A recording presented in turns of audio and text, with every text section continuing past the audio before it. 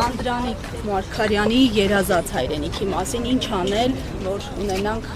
այն հայրենիքը ինչի մասին խոսում էր, ինչի մասին գործում էր, ինչի համար դատապարտվել էր ազատազրկման Անդրանիկ Մարգարյանը։ Տեսեք, շատ մի կարևոր թեմայի մասին կուզեմ խոսել։ Եթե ճիշտ եմ հիշում, հենց Անդրանիկ Մարգարյանի օրոք մեր դպրոցներում ներմուծվեց հայ եկեղեցու պատմությունը եւ ամենակարևոր բանը, որ պիտի անենք, պիտի վերադարձնենք դպրոց հայոց հայ առաքելական Սուրբ եկեղեցու պատմությունը։ Կարծում եմ լավ գործ արած կլինենք Անդրանիկ Մարգարյանի գործը շարունակելու ուղղությամբ։ Պարոն Համբարձումյան, անդրադառնալով արդեն ներքաղաքական օրակարգերին, թեև դրանց մասին մենք խոսել ենք, ամեն դեպքում ընդհանուր հայտարար չի հաջողվում ստանալ երկու ընդդիմադի շրջանակների կողմից։ Խնդիրն ինչ է, եթե ամեն դեպքում ձեզ երկու ստեկ, այսպես ասած, գովեստի խոսքերով են այսպես ողողում, բայց արդյունքը տեսանելի չէ։ Խնդիրը չգիտեմ ինչումն է, բայց պարզ է, փաստ է, որ մինչ այս պահը impeachment-ի գործընթացի ձևաթղթի տակ ստորագրված է ընդամենը 6 պատգամավորի ստորագրություն, դրված է ընդամենը 6 պատգամավորի ստորագրություն։ Մնացածը չգիտեմ, թե ինչու չեն ստորագրել, կարծում եմ իրենք կպատասխանեն այդ հարցերին։ Մենք մեր օրակարգով շարժվում ենք առաջ, ոնց որ ասել եմ, հիմա էլ եմ կրկնում, որ մենք գնալու ենք մինչև վերջ։ Հետևաբար մինչև impeachment-ի վարչապետի պաշտոնակատարի վերջնական անվստահությանը հասնել է։ Ինչպես եք դա պատկերացնում, եթե բոլոր դա 2018 թվականին էլ իրենք 7 թե 8 պատգամավոր են այդ իշկապում։ Չէ, ինչպես այո, գեներացնենք ժողովուրդ, կլինի փողոց, կլինի պայքար, բոլոր սահմանադրական ժամկետները չեմ կարծում շատ հեռու են իրականությունից, էլի շուտ կլինի։ Բայց երեկվա տեղի ունեցածը երեկոյան, երբ ստորագրությունները հրապարակեցին եւ բարձ չեղավ թե ինչ թղթի տակ են ստորագրությունները, դա դուք ինչպես կմեկնաբանեք, արդյոք դա հերթական մանիպուլյացիաներ թե այլ բան։ Տեսեք, ես կողմ չեմ այս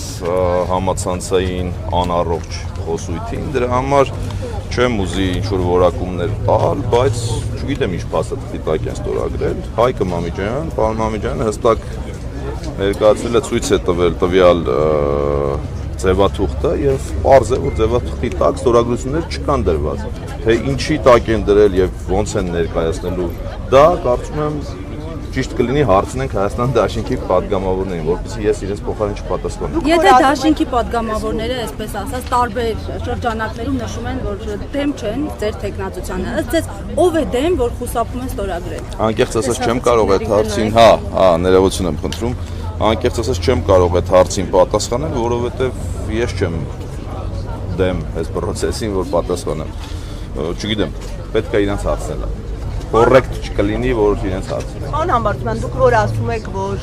փողոց կգե մարդիկ դուրս կգան փողոց, հա։ Դուք ունեք այդ տեղեկությունները, մարդիկ ուզում են փողոց դուրս գալ։ Զանգվածներ կարող եք այսպես ասած, հա, գեներացնել, որպեսզի ճնշում գործադրվի եւ այդ ի վերջո 54 առնվազն ստորագրություն է պետք, որ գործընթացը այսպես հաջողություն։ Շատ շնորհակալ եմ եւ հարցը շատ տեղին հարց էր։ Այո, ունեմ այդ տեղեկությունը, որովհետեւ ինձանից լավ տեղեկություն ունեցող մարդ դժվար թե լինի մեր երկրում ու դա վերաբերվում է նաև ինպես մարդկանց, ովքեր ամենօրյա աշխատանքի մեջ են մեր ժողովրդի հետ։ Դա չի նշանակում, որ մենակ ես գիտեմ, բայց ինպես մարդիկ վստահաբար ունեն այդ տեղեկությունը եւ շոշափում են մեր ժողովրդի տրամադրությունները եւ այո վստահ եմ, որ մեզ կհաջողվի այդ փողոցը գեներացնել։ Այսինքն մարդիկ ձեր հետևից դուրս կգան փողոց, պարոն Համբարձումյան, իմ հարցը նաև դրան է վերաբերում, որովհետև գիտեք, ձեր տեխնացության շուրջ ինչպիսի քննարկումներ են գնում եւ տարբեր շրջանակներ ձեր իմիջը լավագույններից չեն համարում։ Մարդիկ դուրս կգան ձեր հետևից փողոց։ Դուք որպես պրոֆեսիոնալ մարդ պիտի այդ ձեր ասած շրջանակներին ճակերտներով վերաբերվեք, որովհետև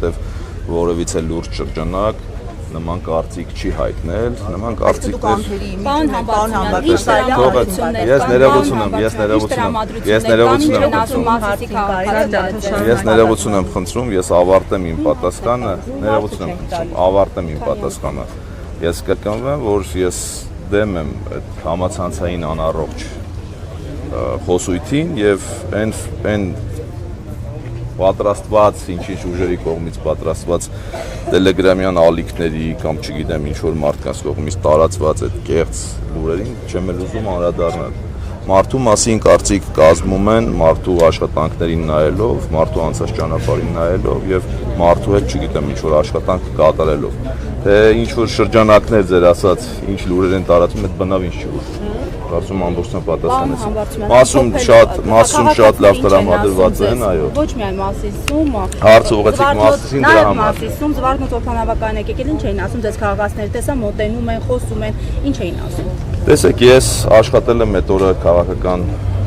հիմնականում քաղաքական թեմաներ չզրուցել, չխոսել, հարցազրույց եմ տվել ձեզ ու վերջ։ Այդ օրվա թեման լրիվ այլ էր, խոսել ենք այդ օրվա թեմայից։